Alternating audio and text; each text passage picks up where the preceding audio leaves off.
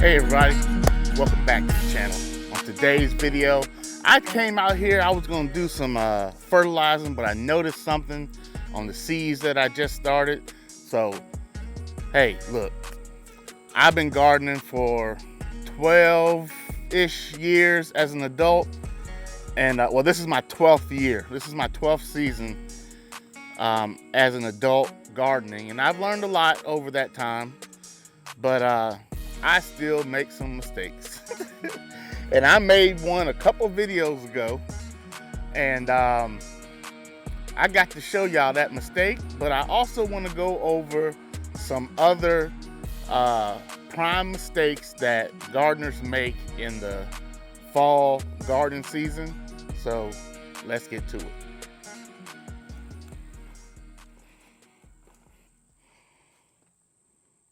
All right, y'all look at that.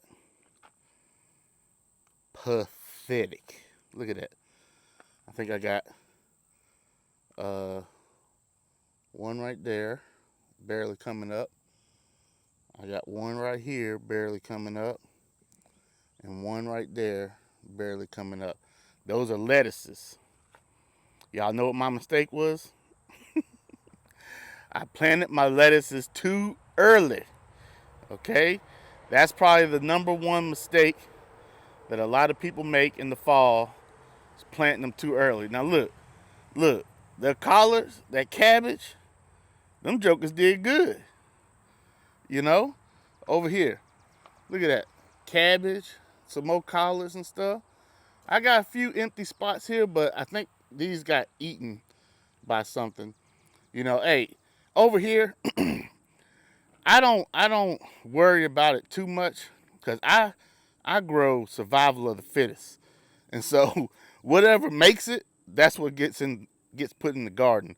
So if something comes over here and nibbles on it and eats it up or whatever, you know, hey, that's all right. I'm not gonna worry about that.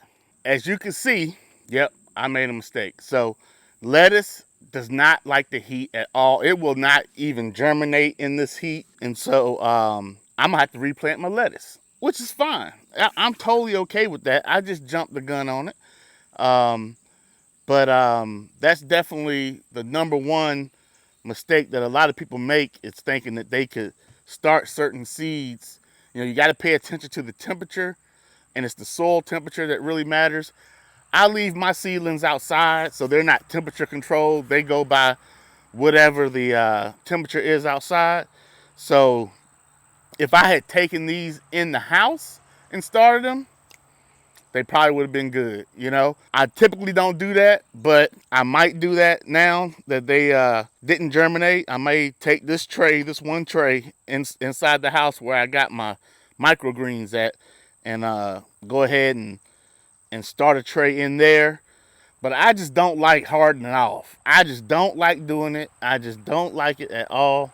And so I think that probably what's gonna happen is I'm just gonna wait until, let's see, end of September maybe, beginning of October, and I'm gonna start my lettuce all over again. Now, I think that the number two fail is planting too late. It's both ends of the spectrum, okay? Because you're tired of summer. You done had your deal. You done fought all the weeds. You just tired of gardening, and you like, man, you know what? I'm gonna take me a break. And next thing you know, that break goes from 1 week to 2 weeks. That break from 2 weeks to 4 weeks. And next thing you know, it's October, and you try to start some of your stuff, and it just doesn't make it. Like your broccoli, your cauliflower, your cabbage, that kind of stuff. You don't give it enough time to actually grow to maturity before your first frost. So personally, I'd rather be too early than be too late, because too early, I can always replant. Too late, I gotta wait till next year. You know what I'm saying? So definitely focusing on planting at the appropriate time are the number one and number two reasons I think that fall gardens fail. Number 3. So you got everything planted. You got everything ready to go. Your garden looking good. Man, I'm telling you, you up there popping your collar and you like, the forecast said we got frost coming next week. And you scrambling around because you thought that your first frost won't gonna be here till about 3 weeks from now. But some freak cold is coming through, and now you got to protect your entire garden or else you're gonna lose it all, and you ain't got none. You got to prepare for the winter. You got to prepare for the cold. You got to do that now. As soon as you start planting, you got to start thinking about protecting. Now, some things aren't going to need protecting. Like my collards, I don't ever cover my collards. I don't ever cover my onions, my garlic. I don't ever cover that. My kale. Even last winter when it like actually snowed here in Georgia, and the snow was on them for a while. I think I got some pictures of that I can put up on the screen. And but I didn't cover it. I covered something. I covered one row just to see what the difference would be, and there was no difference. Because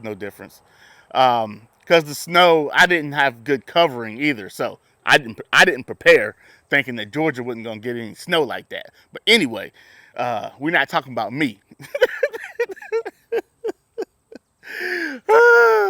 But no, so you gotta be thinking about protecting them. Yes, so in the summer you gotta protect from pests. In the winter, you gotta protect from the cold. You have to. That needs to be part of your plan. And if you don't plan for that now, it will sneak up on you. And y'all, the last thing that you gotta do, you gotta take care of your soil. You got to replenish the soil. You just had some heavy feeders growing in it. It's dried out. It's nutrient deficient right now. So you got to put in some organic matter. I throw rabbit manure in mine, some composted chicken manure, just to refresh that soil and get it so that it can provide nutrients to your plants throughout the winter. All right, well, those are my 4 garden fails that I think really, really hamper people from growing a good fall/winter garden. If you're looking for any frost protection, I got Bootstrap Farmer linked below. They have some great frost protection stuff. Who else do I have? Oh, Hoss. Hoss has some frost protection stuff as well, so check them out. Oh, and amending your soil. So my go-to is, like I said, rabbit manure, chicken manure, but I also use complete organic when I plant my fall crop in the hole that I'm planting in. I use complete organic from Hoss. Check them out. I've been using complete organic for years, and it is the truth. I also use some liquid fertilizers that are organic as well, like fish emulsion. I use another one. I'll put it up on the screen what it is. But yeah, so it's kind of up to you where you want to go as far as fertilizers and whatnot. But kind of got off topic there a little bit. Y'all know I get on my soapbox. I like to explain things. But anyway, yeah, let me know if you have any fall garden fails that you've had in the past that maybe I didn't cover here, or maybe some that I did cover here and you're like, yep, that one gets me every year. I'd really appreciate to hear from you in the comments. Y'all know I answer all the comments. Yeah.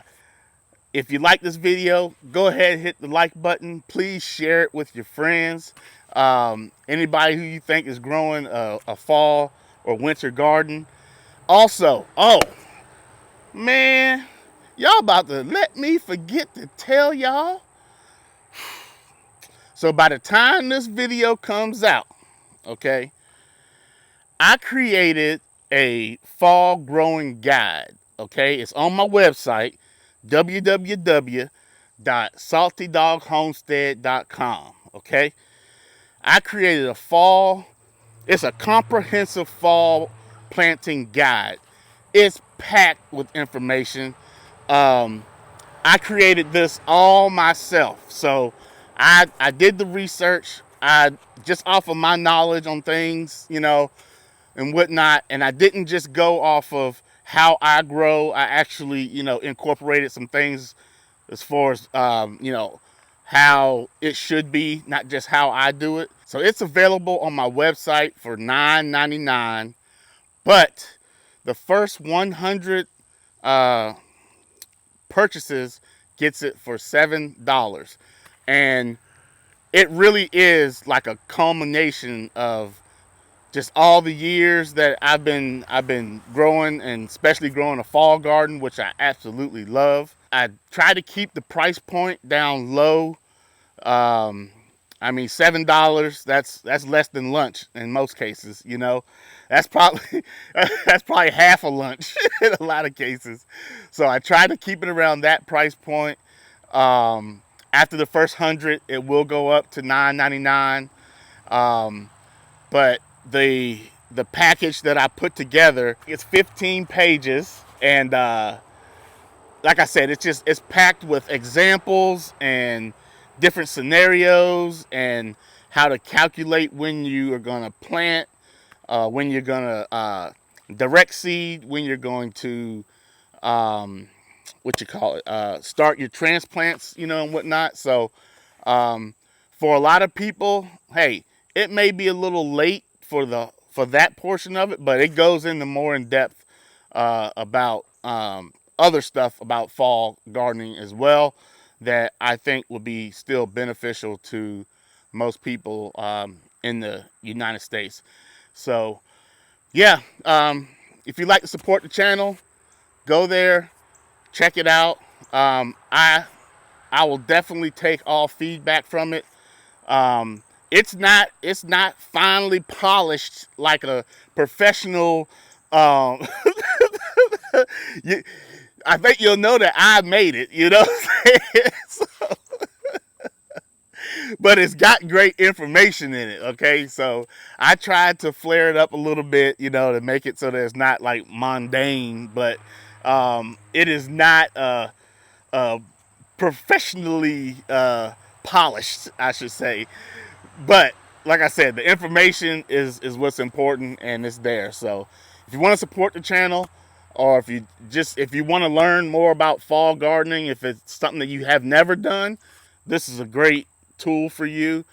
You could be able to take this guide and really just plug and play. Like it's a really good guide. So I'm proud of it, and I hope that you guys enjoy it. And that's about it. So thank you for watching, and I'll see you in the next video.